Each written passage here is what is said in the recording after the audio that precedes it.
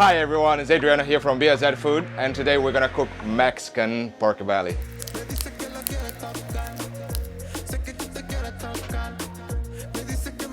First step, you need to talk with your local butcher and get a piece of pork belly. To get a great crackling, you need to leave your pork belly in a fridge uncovered for 2 days. I like to score my skin with little cuts with the back of my knife. Next, turn your pork belly over and cut 1-inch strips, but don't cut the skin. Next, we need to add some flavor, and today we're gonna use my Mexican rub. Give the pork belly a good coat. Make sure you get in between the cuts. To add even more flavor, today we're gonna use my picanha rub on the crackling.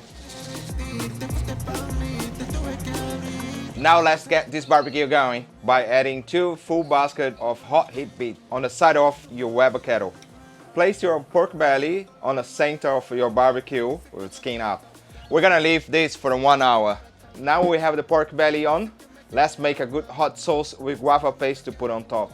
The only thing you need to do is add your favorite hot sauce with guava paste. Choose the amount to suit your taste. Heat it up over the fire till you get a nice consistency. It's been an hour, let's check.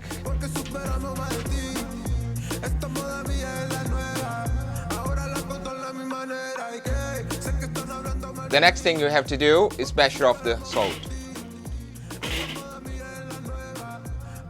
Now let's turn over and cut in cubes.